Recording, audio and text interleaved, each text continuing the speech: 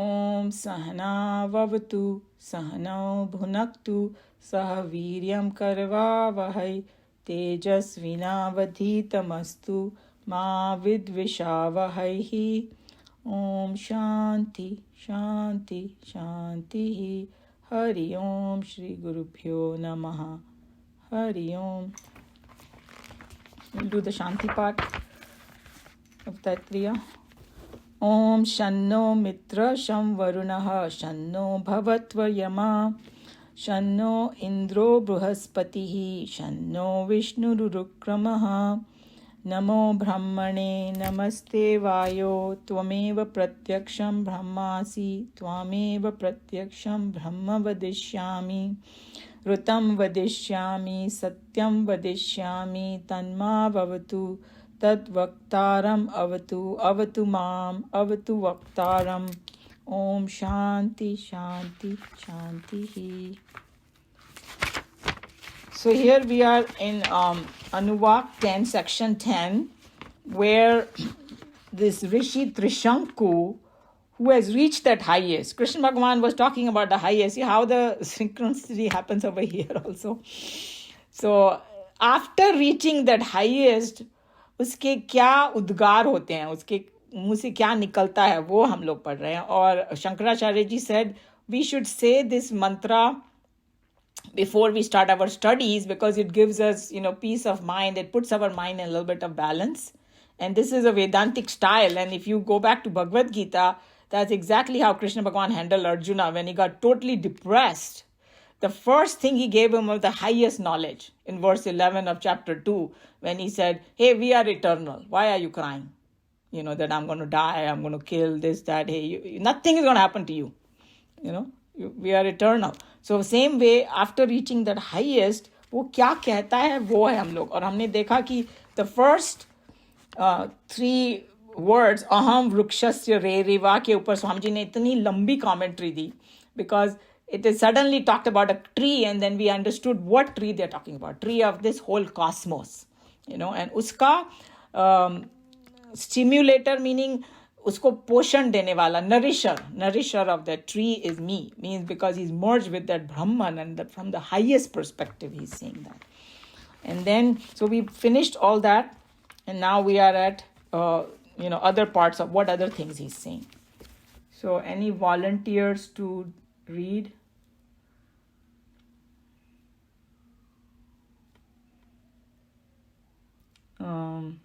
If not, then okay, here. Nareshji, you wanted to read? Go ahead. Necessarily, therefore, my glory is as high as peaks of the mountains, in as much as wherever there is a thrilling glow of pulsating life felt, it is only the throb of my glory, it is the song of my fame, in effect, says the great rishis. So here he's talking about that glory has, and the word glory, it's called also vibhuti, and we're going to have that vibhuti yoga in chapter 10, and the other word for it is expression of that Brahman. Like I think that Teji probably left, but he was talking about, hey, is that a power? What is the power of Brahman? It is that glory only, because it shows in so many multiplicity, everything, and whether it is a small expression or it's a very enhanced expression, everything comes from there only.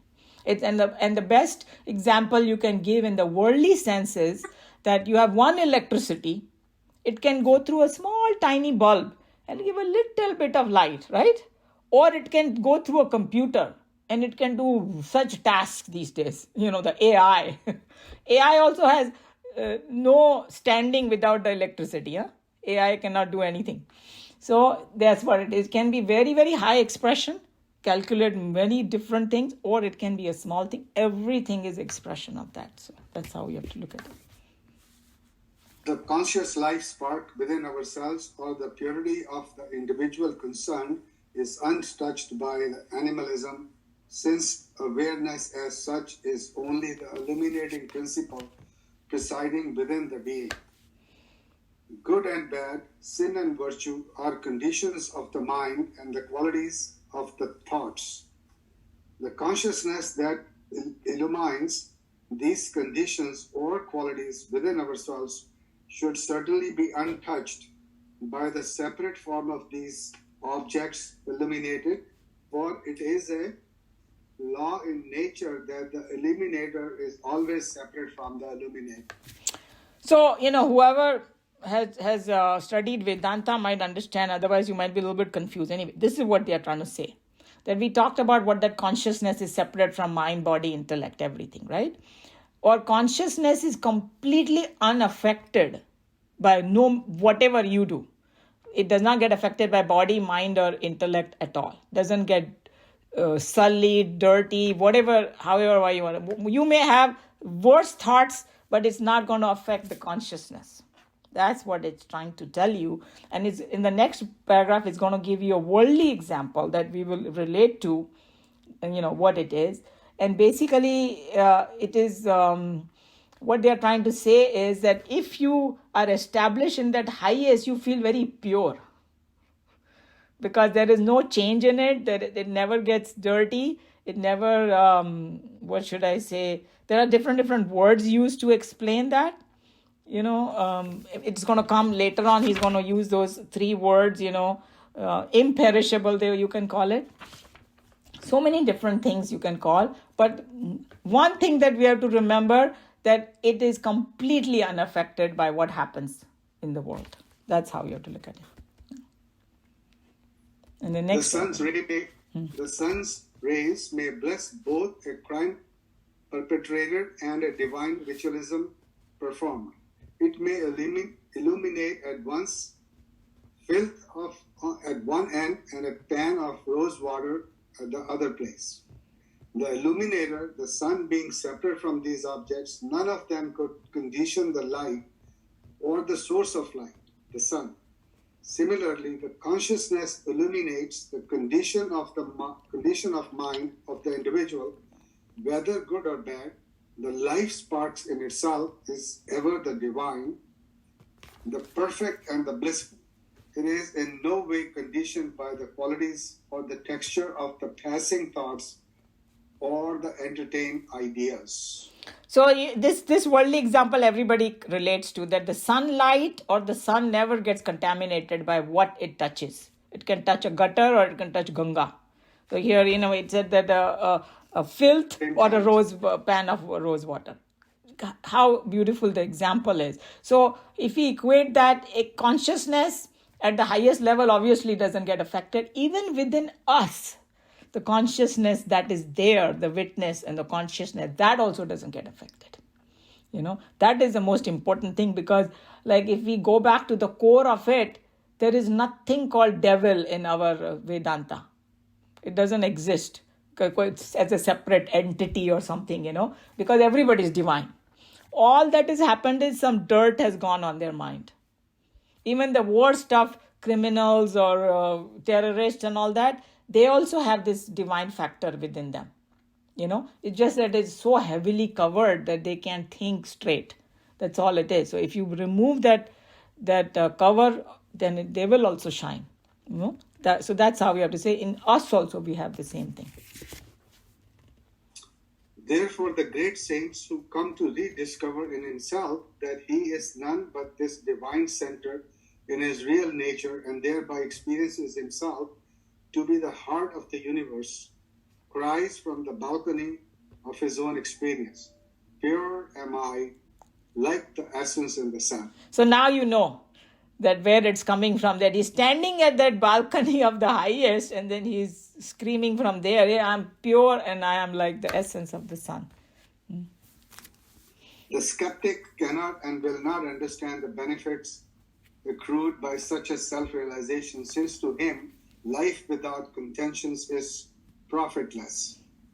There are people amidst us, according to whom life has a meaning and a purpose only so long as we have a fair chance of reaping our moans of the morning hours, hated thoughts of the midday hours, and the chances of fighting tooth and nail all through the evenings. They cannot appreciate, nor can they live the quieter joys of pregnant moments of peace, the tranquility of the inner poetry, or of listening to the warbling notes of joy and cheer that gurgle out from the bosom that is at rest, from a soul that is at peace with itself. Swamiji wrote the whole poetry here. It's such a poem.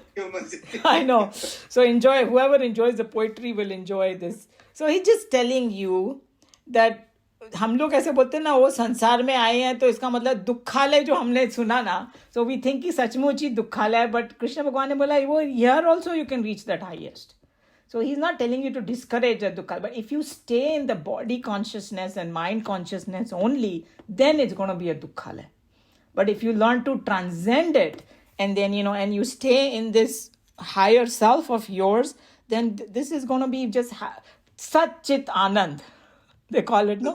That's what it is. And he's saying that we can get this, but some people, जो skeptics होंगे बोलेंगे नहीं नहीं नहीं दुनिया में तो सुख है ही नहीं, अब अगर ऐसा होता तो फिर कृष्ण भगवान अर्जुन को पकड़ के वहां पर वॉर के बीच में नहीं सुनाते पूरी आत्मज्ञान नहीं देते. He is telling him to be peaceful in that moment like when all the war is imminent over there. So can you imagine?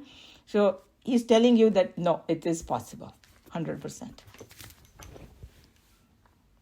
As an answer to such gross creatures who may suspect the futility of the consummation of evolution, the Shanku declares, I am the power and wealth. Ordinarily in life, man is constantly struggling to acquire wealth. Having become wealthy, we find that a rich man is not contented unless he can purchase power with his wealth. Understanding this fundamental weakness in man, Trishanku rightly declares that to know ourselves, to complete our rediscovery, to realize our divine nature, to live as the God in ourselves, is the only harbor wherein the frail mind shall no more be exposed to the storms of contentions and the surging waves of desire for wealthy or temptations for power. To realize and live as the vitalizer behind the tree of the entire universe is to realize that once the wealth, power, joy, and perfection that is enjoyed and experienced by every living creature at all times, past, present, and future, and at all places, all at once. So here, he's saying that जो ये इस जब त्रिशंकु ने ये declare किया ना ये सब चीजें तो he also said that after saying I'm pure and I'm like the essence in the sun, he also said I'm the power and the wealth, effulgent with intuition. Why did he say that? Because that's what people who are not thinking of the highest crave in this world, कि मुझे power and wealth. और बोलते wealth भी मिल जाए तो वो satisfy नहीं होगा जब तक पावर नहीं मिलेगा उसको किसी को खूब सारा वेल्थ दे दो पर कोई पूछता नहीं है उसको तो then again he's going to be unhappy. All he's saying is that from that highest perspective you got everything. And that's why like our teacher used to say that the word Bhagavan, right? Where did that there are many different explanations of the word Bhagavan, and if you go on internet there'll be 10 different, all of them are right, fine. But there is one, Bhaga means, different glories. And Bhagwan has all the 6 things that human desire. Complete wealth, complete beauty, complete this, ऐसे करके 6 चीजें अभी मेरे को exact याद नहीं है क्या है. मगर he got everything. So I'm trying to think that how can we equate this in this world for wealth and all that. Okay, somebody's got $1 billion, ये वो, fine. But suppose that you have a connection to a place, तुमको जितना पैसा चाहिए जब चाहिए तुमको मिल सकता है. It's an ATM machine which is infinite. That's how you have to say. कभी कुछ कमी हो ही नहीं सकती. So we have a hard time imagining, and that's why it said over here that that you realize at once wealth, power, joy, and perfection that is enjoyed and experienced by every living creature at all times. Not only that, all time, past, present, and future. And at all places, all at once. I mean, उससे ज़्यादा encompassing क्या हो सकता है कुछ? So the highest bliss that you can think of, he's already getting it. That's why he already has whatever little thing we get with power and wealth multiplied by the billion time he got it. That's what it is. I'm trying to explain from a different language, but after a while you just have to contemplate yourself. It becomes short of words, but that's what he's saying. It says, intelligent, imperishable, undecaying am I. This is the final explosive expression by which the choking experience in the bosom of a great rishi seems to burst out, expressing his life bliss of perfection. In order to show this infinite, since language has no sway in that realm, all that the prophet or the saint can do is, as it were, to stand at the frontiers of the finite and with pointing finger indicate the infinite in the language of contrast. To every one of us, the finite alone is the land of our known experiences. We all know that the finite world of matter is inert, perishable, and decaying, and therefore using opposite words such as intelligent, imperishable, and undecaying. Trishanku is helping to convey to us that otherness of the infinite from what we know and experience in ourselves at present in our egocentric misunderstandings. So he's just saying that what he's telling you now in the language of what we understand. Because हमारी दुनिया में जो हम रहते हैं इस संसार में, मृत्यु लोक में, everything is like inert means उसमें खुद में कुछ जान नहीं है. The jaan is coming from the life in the consciousness. If you take a stone, it is just inert. Or even like my computer, if electricity doesn't go through it, it's inert. I can have the very, very high type of computer which can do such huge calculations, but if electricity is not there, it's useless. So it's inert, perishable, we know, keeps finishing, khatam hota jata hai. Koi bhi cheez ho, uska khatma ho jata hai yahan pe. And one day to earth bhi chali jayegi, And decaying, we know decaying means, it is very nice and then it starts going down, and our body is the same thing. So now he's using the exactly opposite words, then we'll understand what it is. So, intelligent, it has conscious bolna chahiye, imperishable and undecaying. So दोनों बोला, imperishable मतलब जो कभी खत्म नहीं होता, और undecaying में उसमें कोई change नहीं होता उसमें. It is always as good as new. So this is what he's saying, that and then this happens, Swamiji is saying that we get stuck into this inert, perishable and decaying because of our egocentric misunderstanding. Because we give too much importance to the body and mind and intellect, those things are changing. That's why this happens to us.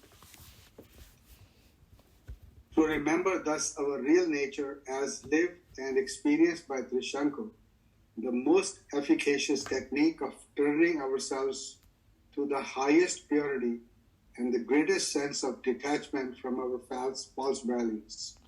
When an individual recites this mantra daily with sincerity, faith, and conviction, it is evident that he will gain a sufficient amount of inward poise and tranquility, which are surely necessary for a profitable study of the scriptures daily.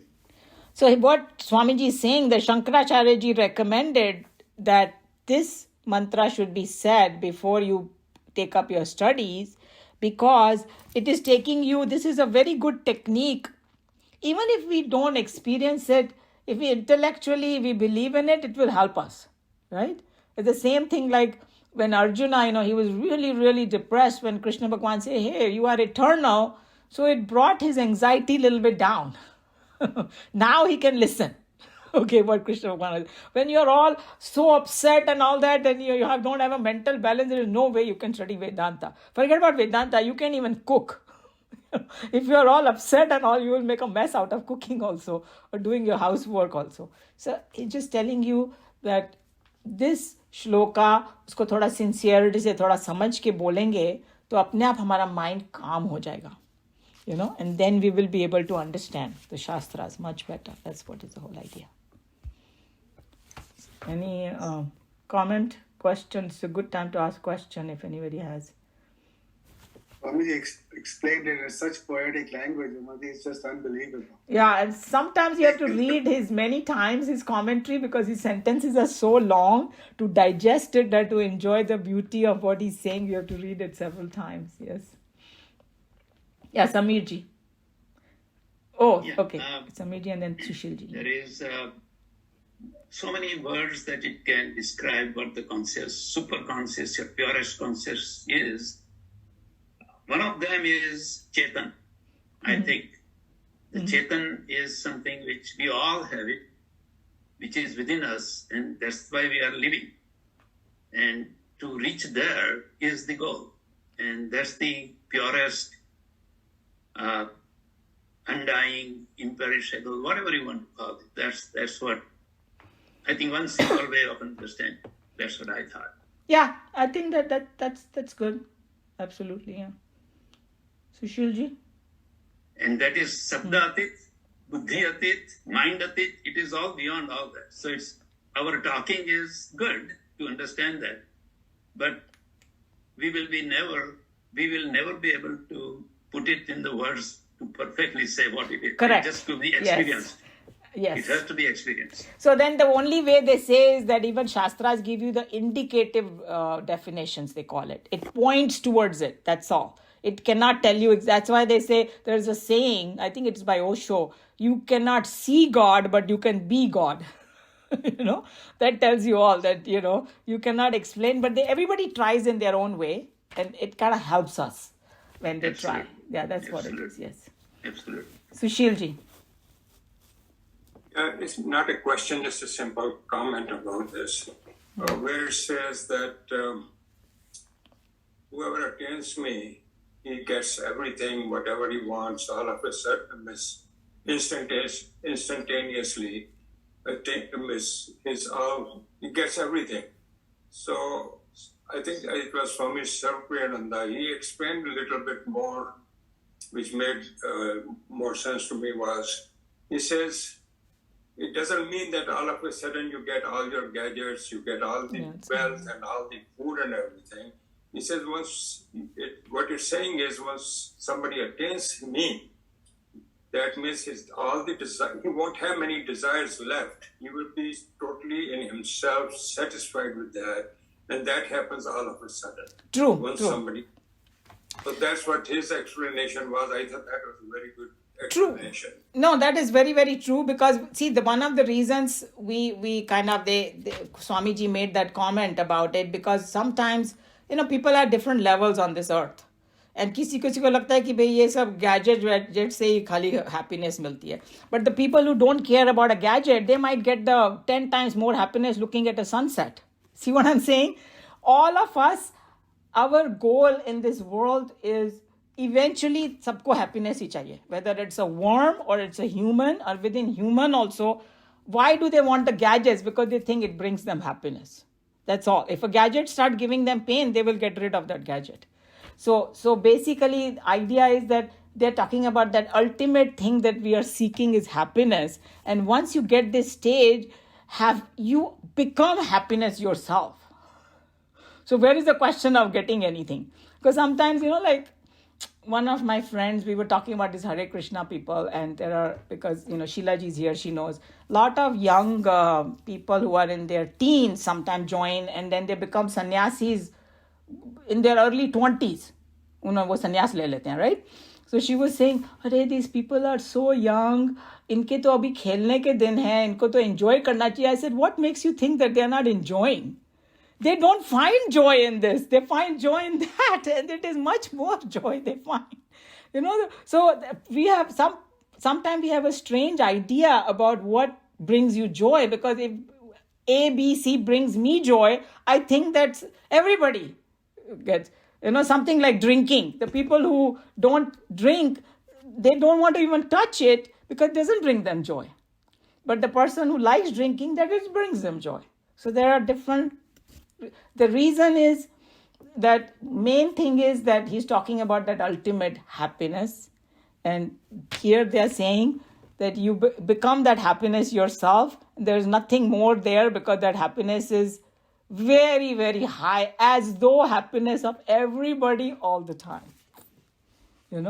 So what you said, Sushilji, is absolutely, and that was a very good explanation by Sarvapriyananji, because sometimes there's a confusion that what are they talking about,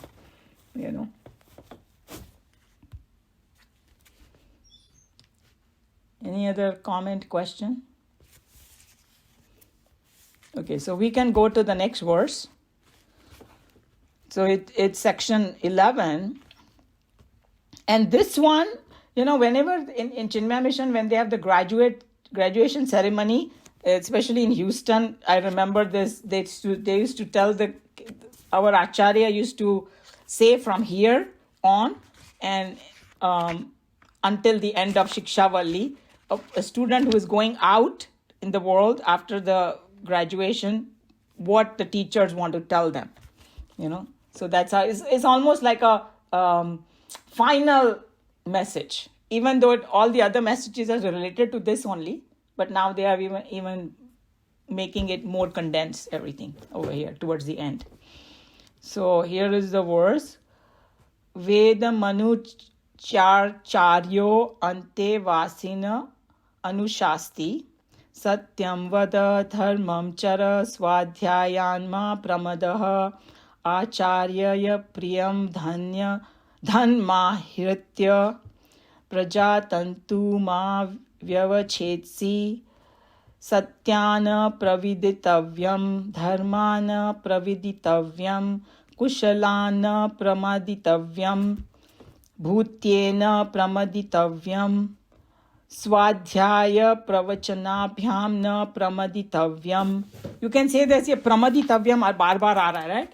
There is a word in Hindi or in Sanskrit called pramad. You might have heard of word the pramad, most of you.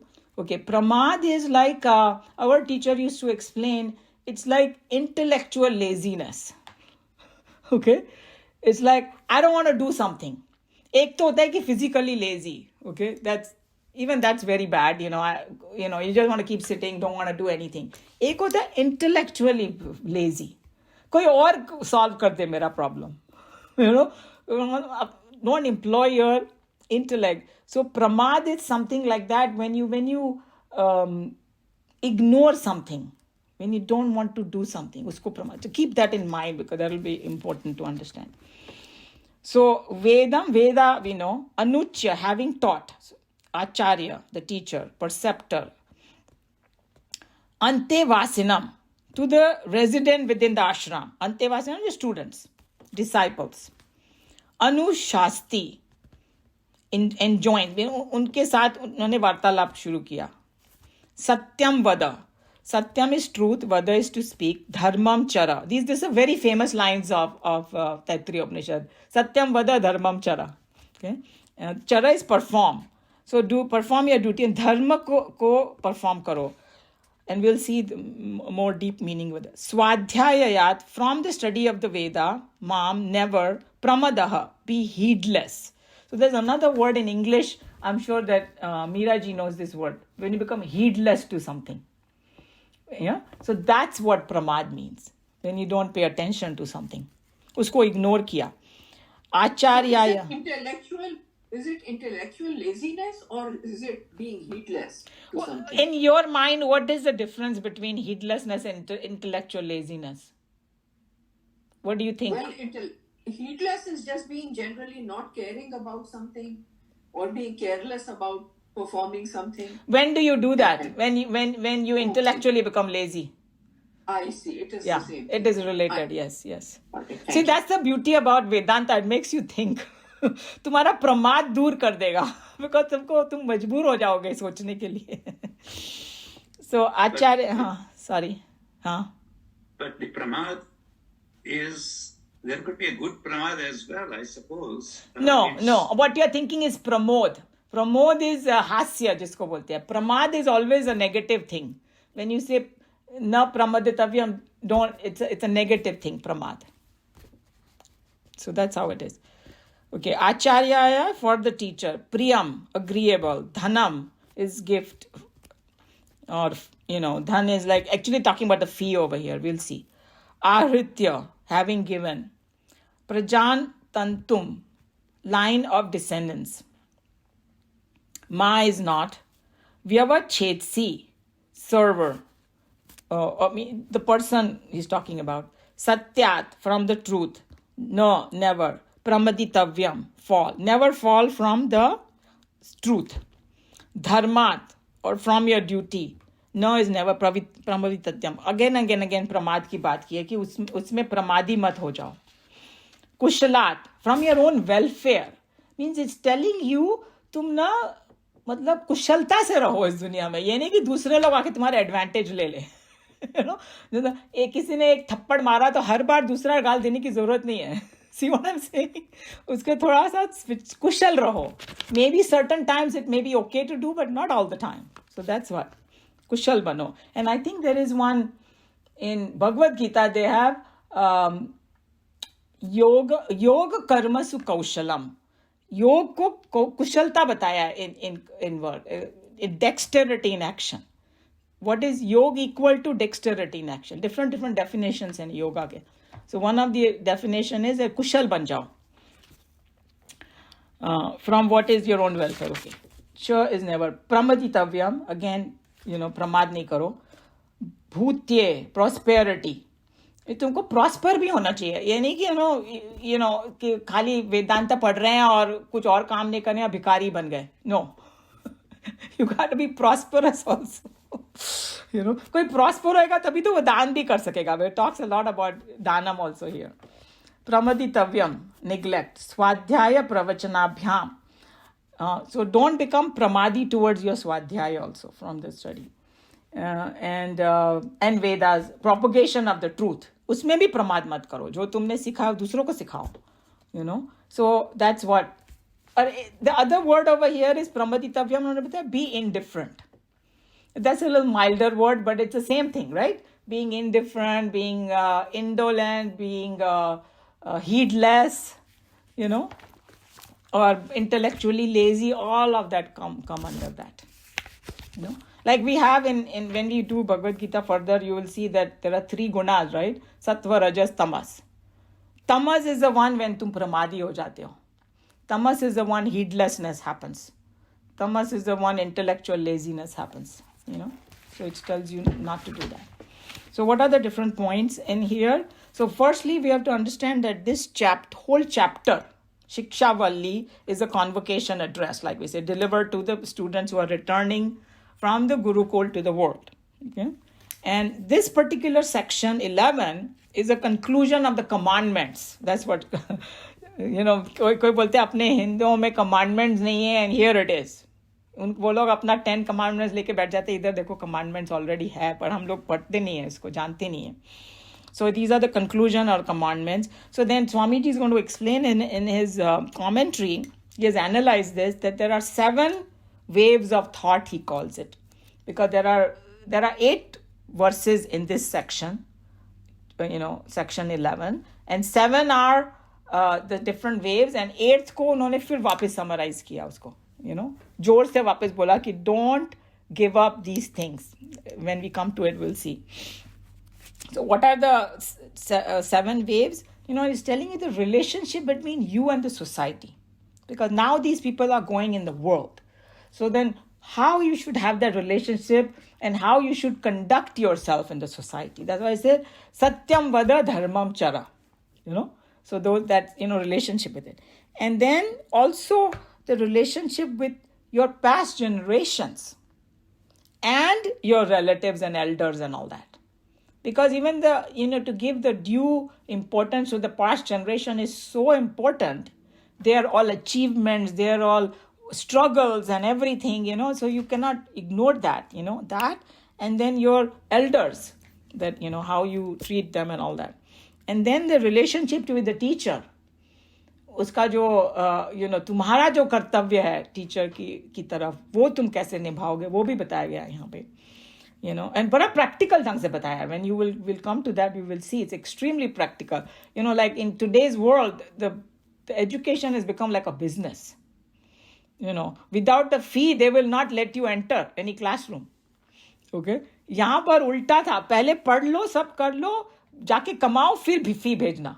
Can you believe how great it was? Because they were so confident that these people will go and earn the money, and it was a duty of every person who had gone to the Gurukul to pay back. But not until you start earning. Okay? So you go and earn and then you pay back. That's how it was, a relationship with the teacher. Attitude towards the learned and the wise.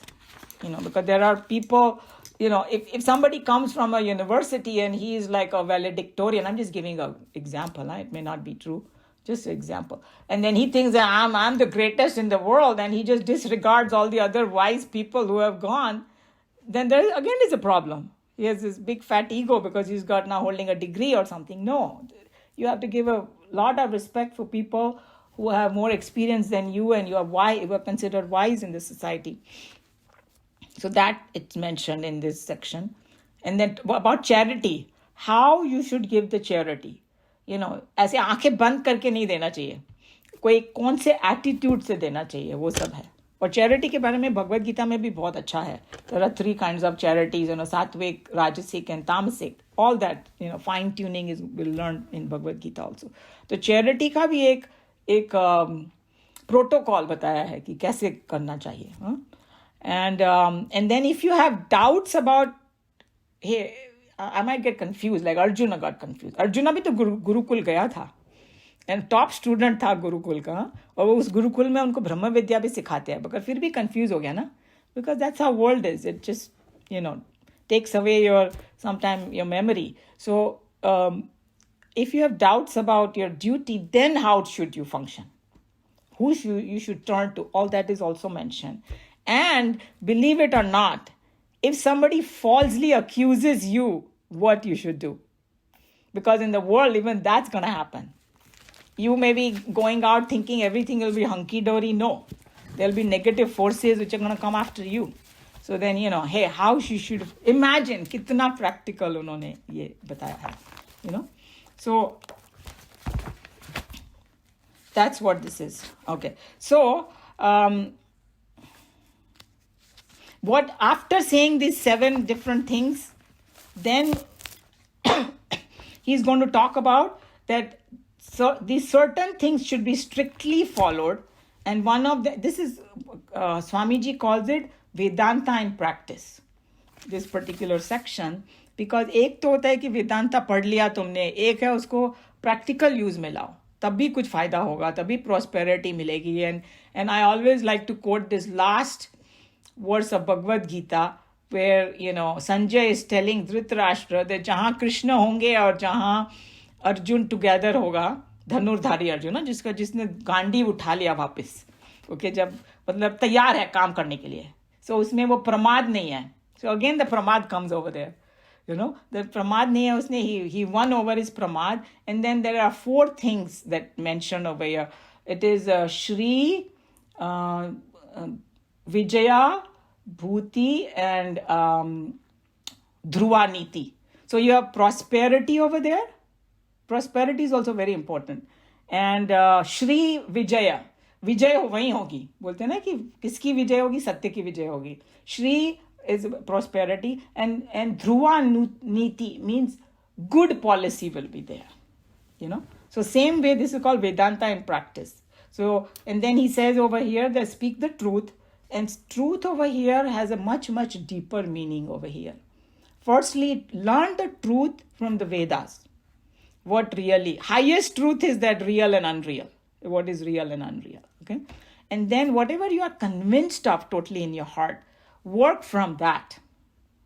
सत्यम, उसको सत्यम वद बोलते हैं कि एक होता है कि मैं I have conviction of one thing but to just please somebody else, और मेरा फायदा दिख रहा है तो I start regressing from my values. So that's not satyam vada according to this.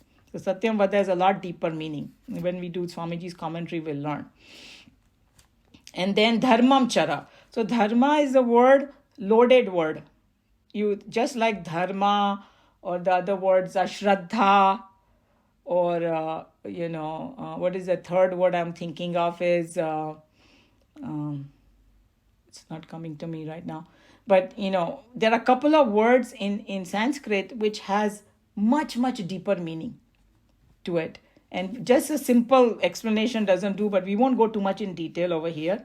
It's dharma is, in the absolute highest form, dharma is that which upholds the essence of something, and without which the thing won't be a thing. It's like the dharma of a sugar is to be sweet. If something is not sweet, it cannot be sugar. So उसने अपना धर्म ही छोड़ दिया, फिर वो नमक ही बन जाएगी or something, something like that we have to think. So, but in regular language, when we talk about dharma, they translate it to righteousness.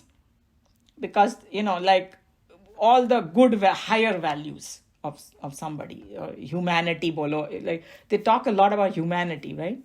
That we have to be human, and that humanity means having the higher value. So that's what the dharma is. And the other one is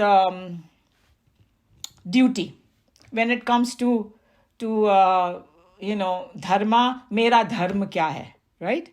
So it becomes my duty. But uska jo basis hai wo wahi hai, righteousness. If you start going higher, then you will, dharma means righteousness. Righteousness ही तुम्हारी duty बन जाती है. Like that we have to think, So यहाँ पर चलो, do your duty, even that's good.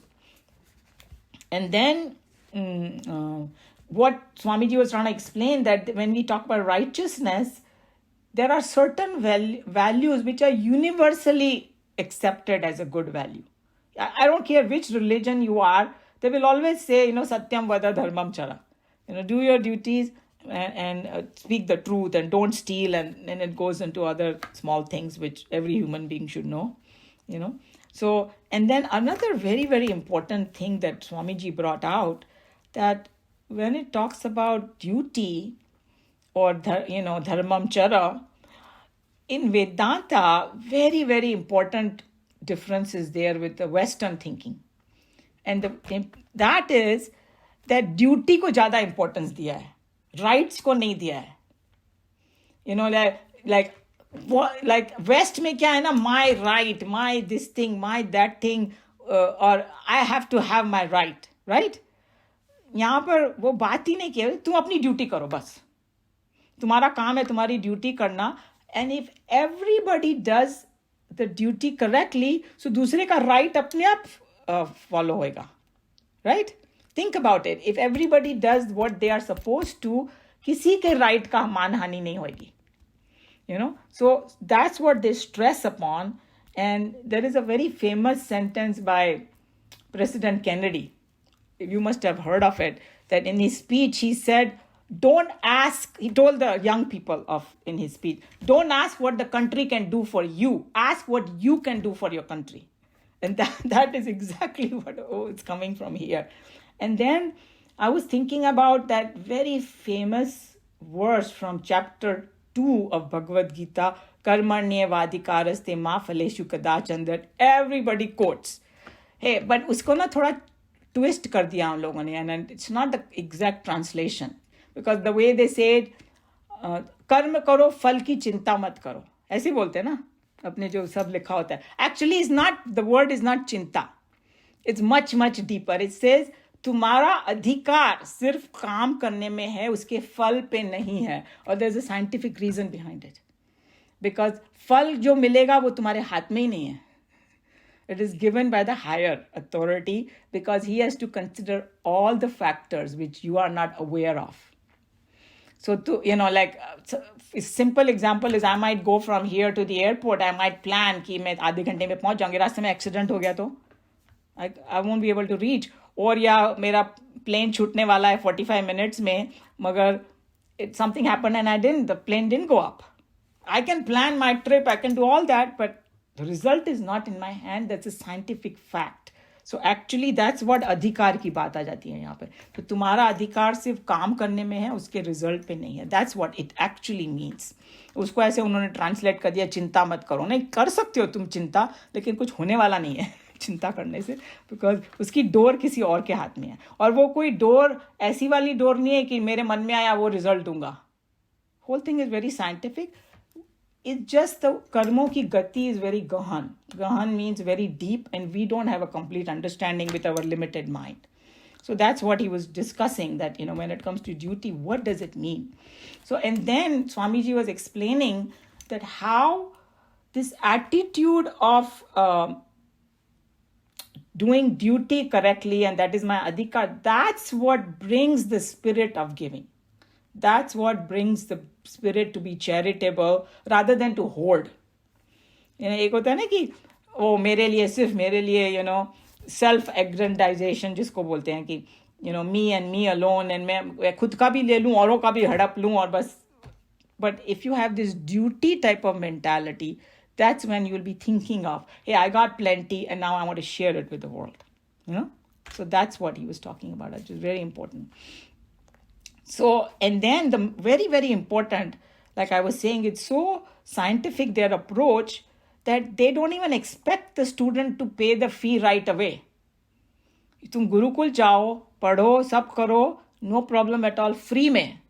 Okay, but you have to give back, but first you take care of yourself. Go and start earning, take care of your necessities, तुम्हारा food, shelter and all, फिर थोड़ी saving करो, और first saving में से university को भेजो fees. Okay, so it's like that how it was. And then after तुमने fees दे दी उनकी, and fees can be continuous, the person can be supporting it continuously, but according to your capacity. But after you give that guru dakshina, उसके बाद तुम शादी करो, और बोलते हैं ना, पहले नौकरी फिर छोकरी. So फिर शादी वादी करो, अपना घर बसाओ. तो पूरा इसके अंदर एक सिस्टम उन्होंने बताया है. And he's saying that don't even neglect your duties, अपनी progeny को बढ़ाओ, have children and all that. Everything is encouraged over here, So this amazingly, like, everything is there. So, and then end में बोला इस verse में that don't sway or don't become pramadi toward truthfulness, duty and welfare and prosperity. वापस ठोक बजा के बोला कि इसको बिल्कुल निगलेक्ट मत करो. तो ये नहीं बोला कि if you can not give the fee, तुम्हारे पास खाने के लिए पैसे नहीं है, तुम भी भेजो. नहीं, मत भेजो, फिर दूसरा कोई भेज देगा. They don't even expect until you are capable of doing, but they are so confident that you will do, And so this is what it is. And then even to be street smart is also very important. That's another part of it. That don't let, तुम ना अपने काम में कुशल रहो. और उसका translation Swami ji ने ऐसे किया है कि sometimes he was saying that how if you only stay in this goody mode, then criminals will take advantage of you.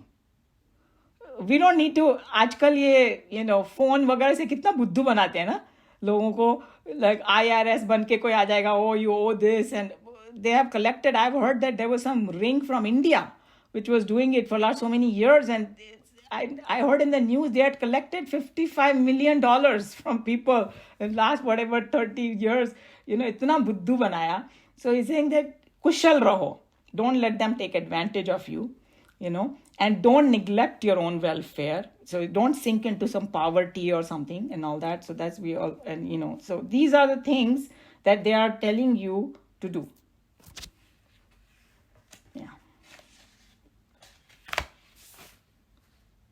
Yeah. So I think I covered basically all of the points. Any question or comment about it?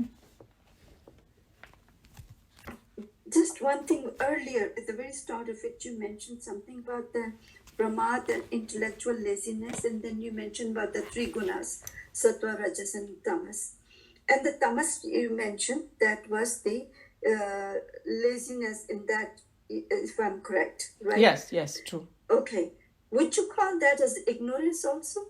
Yes, because absolutely. Yeah, it is ignorance. It is like not even making attempt to get rid of that ignorance. That's what it means. जैसे मैं अंधेरे में बैठी हूँ and I'm like, I don't want to get up and turn on the light. That's pramad.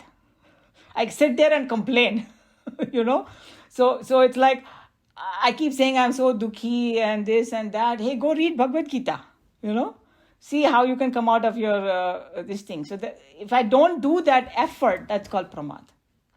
So when you are in that tamasic mode, the biggest problem is pramad, physical pramad and intellectual pramad, both happens. Okay, so I take from you, even if you don't, let's take it to a level below, that if you don't even know where to go for it, I mean, one has the knows, okay, if I read it, I might get it, and is lazy to do it. But one doesn't even know. Okay, good question. That's Okay. Going below. I'm going very essential below. You know that the world will kick you few times and you will ask that question. And that's exactly happened to Arjuna. Arjuna ने पढ़ तो लिया सब कुछ, अब ऐसी situation खड़ी हो गई उसके सामने that he had to take the sharan of Bhagwan to learn the Brahma Vidya. So don't worry, the nature will kick you few times. It's not going to keep you in that andhera. तभी बोलते हैं कि when you hit the bottom, the only place you can come is up. So if somebody is having a lot of problems in their life and all that, it will force you to at least think, you know what, I got to do something. It will happen. Nobody is going to sit in that andhera forever. You know, like this, I'm not trying to put down any other religion or anything like that, but you know, I'm just bringing this up that like maybe in Christianity, after they took away the, you know, rebirth and all that, whatever happened in the history, now they think that the day of judgment comes, so either you go to heaven or you go to hell, and it's eternity only, you sit there. हमारे में ऐसा कुछ नहीं है. You know, कभी ना कभी वो विचार आएगा ही. You know, कि if इस जन्म में नहीं तो दूसरे जन्म में आएगा. हाँ. Yeah, in a positive way. Yes. You will be forced to come out of it. Yeah, true. And the one is about your duty. You do your swadharma, right? That's a swadharma? See, when it comes to dharma, that word is very big and there are so many aspects to it. And swadharma means what is my duty? Because sometimes the problem happens is like Mahabharata, it happened. You know, that Bhishma Pitama thought it was his utmost duty to take care of his vow. Yes. Okay? And then the woman is being disrobed and he's holding on to his vow. And Krishna Bhagwan, according to him, hey, that you give up your small dharma for the bigger one. Simple as that. You know? So when it comes to dharma, it is not a fixed thing for anybody. What may be dharma for you, it may be a dharma for another person. Right? So dharma would be a little higher than swadharma. No, not no. Would you say that because when I'm looking at just the example that you gave us, is that about the disrobing of Draupadi, and he didn't do anything. So he considered his dharma first, or is it he considered swadharma to dharma? Dharma includes very general 10, 12 things. Don't do this, don't do this. And would that be under that? Would you say that? No, I would say that swadharma is a simple definition of swadharma is what is my dharma. So when I say it is not a fixed thing even in my life. You know, when I was 10 years old, whatever my dharma was, when I'm my age, in the 60s, it is not the same. So my own swadharma also changes with time. And at all times, I should know what is my swadharma. And then also depends on what role I'm playing.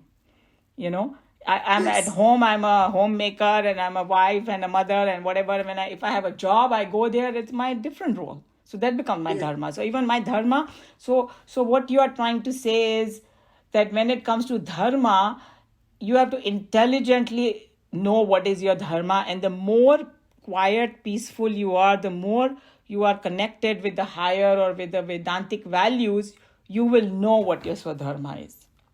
You know, for example, Arjun, in the first chapter of Bhagavad Gita, whatever he was saying was making sense, right? That, hey, if I kill and all the men are going to get killed and the women are going to have a huge problem, how will they survive? Then they will start doing, other people will take advantage of them. Puri wo bikhar jayegi, right? But then, agar usne nahi kiya hota war, so many generations would have suffered, rather than just one. So then what becomes his dharma? the kind of, what should I say, he has to consider the bigger picture. More people have to be benefited by his actions. So that's another one point about dharma, that if I come across a situation, do I do A or do I do B? Then one of the indicators is जिसमें ज़्यादा लोगों का फायदा होगा, उसमें अगर कोई small sacrifice भी करना पड़े तो कर दो because ज़्यादा लोगों का फायदा हो रहा है. But I mean, the dharma is higher, sort of, not completely, higher, a little bit higher than the swadharma, which is your own. That there may be a time in life that you may have to sacrifice your swadharma in order to the dharma, the righteousness, which is more for the general. I think where I'm having a little bit issue with what you are saying about swadharma, you are thinking that swadharma is something fixed for me, and I'm saying no, it's not.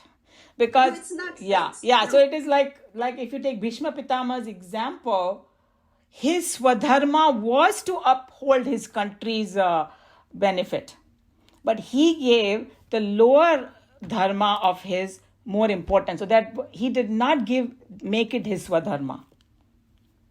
Swadharma, swa means mine. That's all it means. Yeah, Huh? yeah. So now at all times I should have the correct definition of my own dharma also. That's what the whole thing comes down to. You know? So my own swadharma is the highest for me. You know? There is no such thing as an absolute thing. Sorry, Sushilji, yes. Yeah, I think someplace Swamiji cleared that. He says the duty is when somebody gives you something to do. You go to office, they have a list of things to do for you. That's your duty. But like for mother or father, it's their swadharma or dharma to take care of their family. That they have to do. But that they do it feeling that this is their responsibility. Whereas duty is somebody has to impose upon you that this is your duty to do. So there's a little difference. I think that was very clearly defined by Swamiji. So it is a very deep subject. That's why I said dharma, when the word dharma is a huge thing. And we might require a couple of classes to go into it, because there's so much material, so much contemplation to be done. But one thing that we have to all remember is that knowing my own swadharma, the more I'm connected to God and higher, the clarity will come. What is my swadharma? It's like, this terrorist. They suddenly think that swadharma is, itna wo log ho jate ki they will kill the babies and mothers and all. Hey, how can God, which God you're trying to please by that? If you want to combat, then go and fight like a soldier. Why you're going after innocent people? But in their mind, that is their swadharma. It's wrong, because they are thinking at it in a very lower manner. They are not connecting to the higher consciousness. But according to them, they are. When they do that, according to us, the general, it's not. But to them, they get, if they do kill the other party or other people. Can't hear you. No, I can hear her. You cannot. So they think that, they are going to benefit if they do the killing. And whereas the 90% will say no, the 10% is going to say yes, this is going to benefit me if I do this thing, right? Yeah, you can say that. And that's why in this particular verse, you will see that it says that when you are falsely accused, or if somebody's taking advantage of you and all that, what you should be doing, it's saying, seek the opinion of wise and, saintly people. So agar ye log bhi, jaise terrorist hai, actually there is Shri Ravi Shankar ji. He goes and negotiates sometime with this terrorist, and then they back off and all that, because he's a saint. So he will try to appeal to their, something jagate hain unke andar. Aur phir ye log bolte, oh yeah, I'm so sorry, whatever, and all that. So it is telling you already that turn to the saintly people and wise people in your society and seek their opinion. Because you might get emotional, you might get this and that. And in the whole Bhagavad Gita, that's exactly what happened. Arjun was sitting next to Lord Krishna, and he kept saying things in the chapter 1, I don't want to fight. And then suddenly he realized, I'm confused. I really don't know what to do. And then he looked next to him and said, here is Krishna. He's such a wise person. I should surrender to him. He can tell me. See? So he went to a wise person. That's what we need to do also. If we are confused about a swadharma. Thank you. Okay, so I think we'll Minaji? stop. Go ahead. Can I say something? Yeah. Meena ji जो बात कर रहे हैं Sorry, स्वधर्म I की, didn't understand that. there are so many words or meanings to that swadharma, but I think one that might help to clarify the doubt is niyat karma, जो गीता जी में भी बताया है, niyat karma, something that is at given time and given place, it's for you to act. And that's the right thing to do. Even if it's like for Arjun, and like Umaji Bataya ki, for him, he told Krishna that killing all other people is what is good about it, which is definitely not good. But then Krishna is indicating at this point in time where you are standing, fighting is your dharma. It's your niyat. You are destined to do this. And that is for the Lok Sangra, which is in 6th chapter, that's the word, Lok Sangra, where it is for the better use of the society that you kill them. Otherwise, if you don't kill them, what is going to happen? The kul ka nash to hoga hi hoga, even worst. So it's in context to at given time, given frame, given time and given place, for you. For everyone it's a different. For you, what is the right thing to do? And that's the niyat karma or swadharma. And it would be changing every moment. It will change. Yeah. Thank you. Good. That helps. Thank you. Yeah, thank you. Yes, it helps. Okay, so I'm going to close over here and then we can